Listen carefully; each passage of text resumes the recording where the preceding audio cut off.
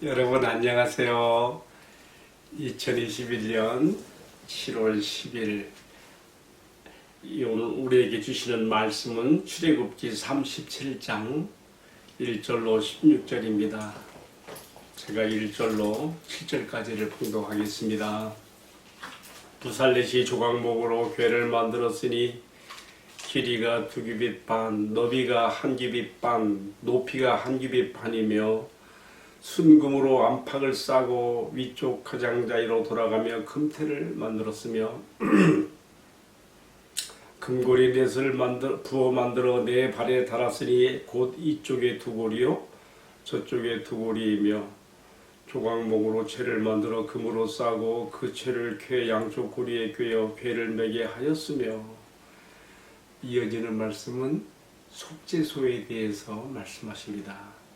순금으로 속죄소를 만들었으니 길이가 2규빗 반, 너비가 1규빗 반이며 금으로 그룹돌을 속죄소 양쪽에 쳐서 만들었으되 한 그룹은 이쪽 끝에 한 그룹은 저쪽 끝에 그 속죄소와 한 덩어리로 그 양쪽에 만들었으니 그 그룹들이 날개를 높이 펴서 속죄소를 덮었으며 그 얼굴은 서로 대하여 속죄소를 향하였더라. 아멘. 소중한 주님의 말씀 봉독에 올렸습니다.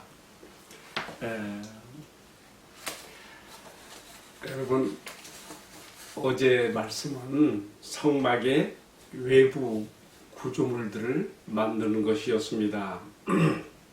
성막 건축의 순서를 보게 되면 먼저 외부적인 구조물들을 만들게 하시고 이어서 그 내부에 들어갈, 내부에 안치할 기구, 성물들을 만들게 하시는데 오늘의 말씀은 언약궤와 또 떡상을 만드는 그 말씀을 어떻게 그대로 하나님께서 지시하시는 대로 실천하여 만드는가를 보여주고 있습니다.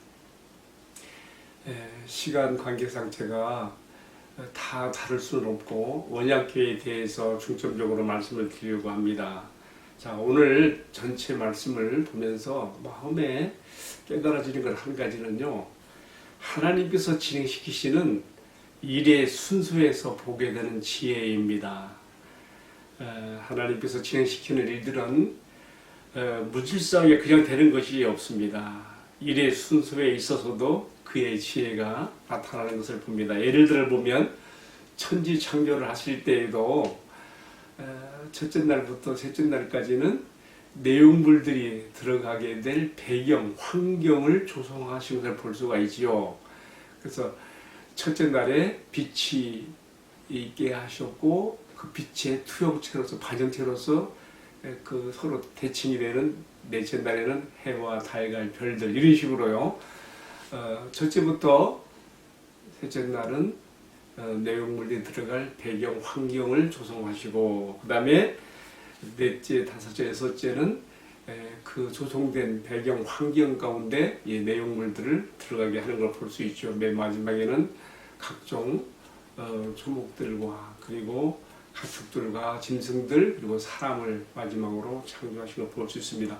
자, 이처럼 하나님의 그 일의 진행의 순서에 있어서 이렇게 나타나고 있는 지혜를 보면서 이것이 지금 성막 건축에서도 이렇게 나타나는 것을 보게 되는 것이죠. 먼저 외부적인 이 소중하고 귀중한 내용물들을, 성물들을 안치할 그런 밖의 구조물들을 먼저 만들게 하셨지요. 어제 말씀에서 우리가 사중으로 된 덮개와 그리고 성막의 골조를 이루는 널판들과 이것들을 바닥에 고착시키는 은받침대, 그리고 이것들이 일렬 정렬하게 서로 맞붙어 있게 되는 중간띠, 그리고 지성소 입구에 4기둥과 휘장, 성소 입구에 5기둥과 휘장, 이런 것들을 다 봤습니다. 외부적인 것이 다 이제 준비가 됐고, 이제 오늘은 그 내용을 넣어서 첫 번째가 뭐가 나와요?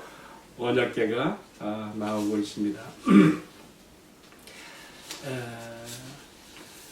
저는 오늘 말씀을 언약궤에 대해서 묵상하면서 왜 언약궤가 맨 처음으로 나올까?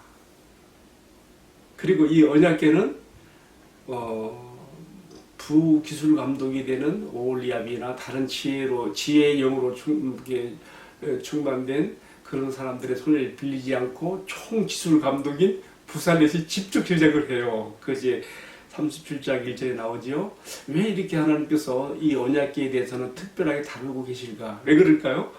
그만큼 이 언약궤는 소중하고 거룩하게 하나님이 가장 귀하게 그렇게 의미를 부여하신 것을 우리가 말씀에서 볼 수가 있습니다. 물론 성막에 들어가는 모든 성물 기구들이 다 거룩하고 소중한 것들이죠. 그렇지만 이처럼 가장 먼저 언약궤를 만들게 하신 것, 그것도 총기술감도 부살렛을 통해서 직접 만들게 하신 것 등등을 보면서 이런 생각을 해보게 되는 것이죠. 그런데 여러분, 언약궤가 왜 그렇게 소중하고 중요한 것일까요? 왜요? 그것도 겉으로 보면은 그냥 씨띠나무, 조각목 나무에다가 금을 입힌 것으로 건 모양을 보면 다른 성물들과 별 차이가 없죠. 그렇지만 왜 중요해요? 그 안에 뭐가 있어요?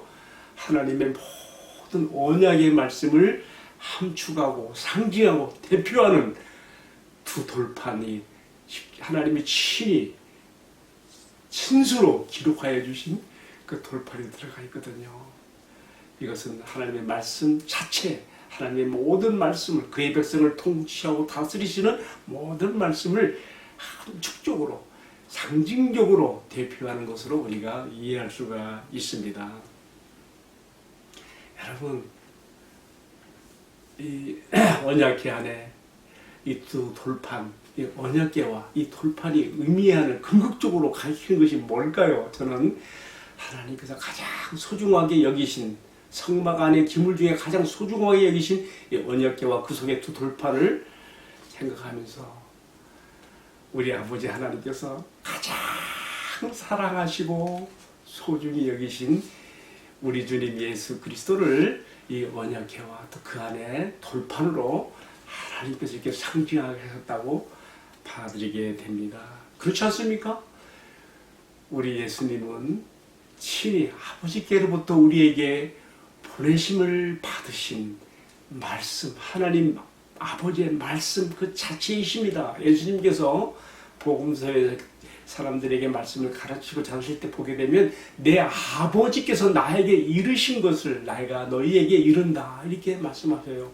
나는 내 스스로 말하지 아니하고 아버지께서 나에게 이르신 것을 내가 너희에게 알게 하노니 곧 우리의 구원과 영생의 길을 위해 생명의 축복을 위해서 주님께서 아버지께로부터 직접 받아 오신 말씀을 전하신 것입니다.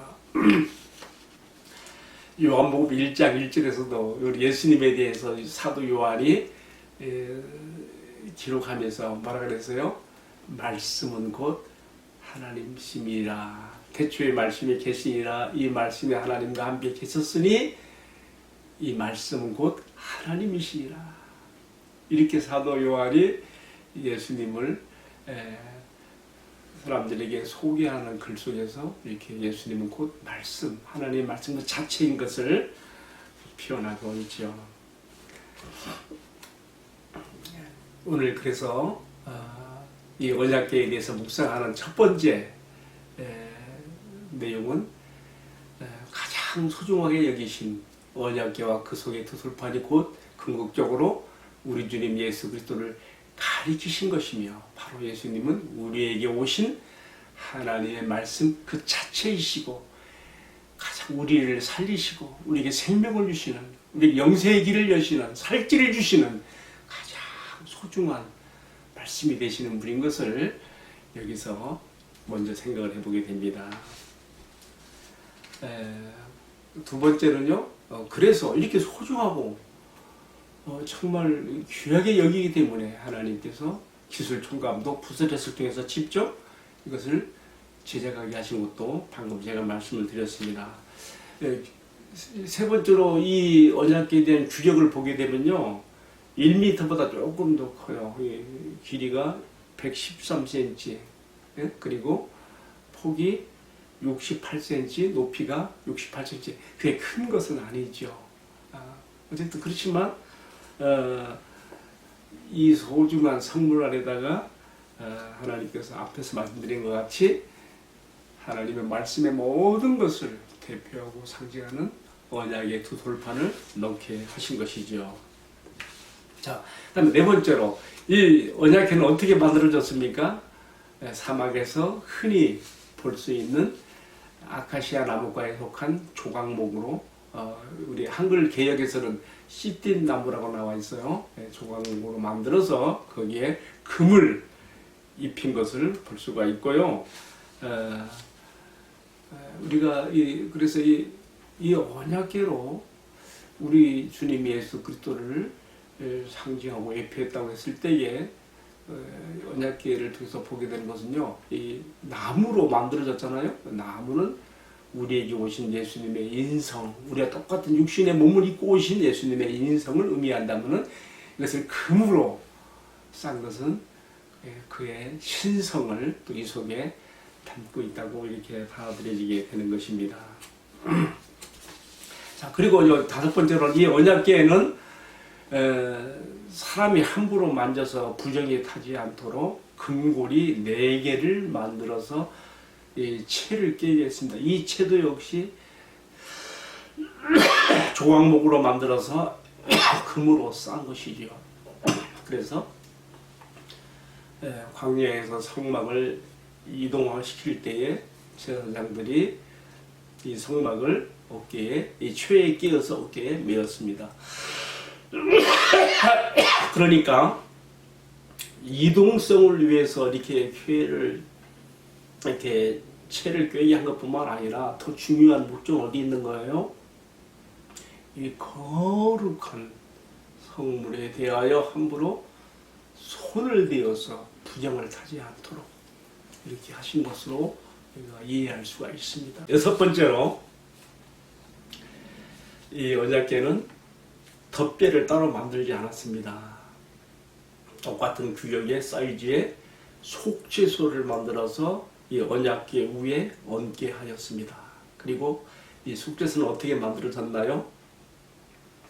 하나님의 거룩함을 수호하는 두 그룹 천사가 양쪽에서 그 날개를 높이 펴서 이 속죄소를 덮고 있는 그런 형상으로 제작하게 하였습니다. 아마 금 한 달란트, 우리로 시대로 말하면 약 34kg의 금이 여기에 들어간 것으로 추정하게 되는데요. 이렇게 생각하는 이유는요, 이어지는 말씀 25장 29절에 보게 되면 정금 등대를 만들 때도 금 한 달란트를 사용했다 했거든요.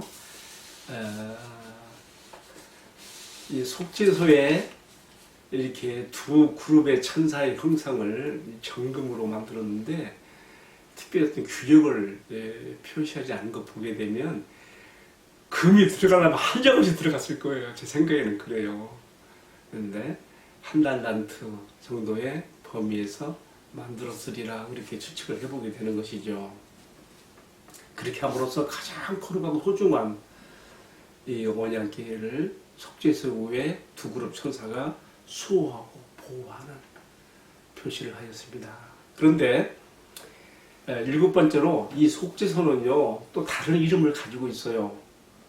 출애굽기 25장 18절에 보게 되면 일명 시은좌라고 하는 말로도 표현됩니다. 시은좌는 뭡니까? 영어로 말하면 mercy예요.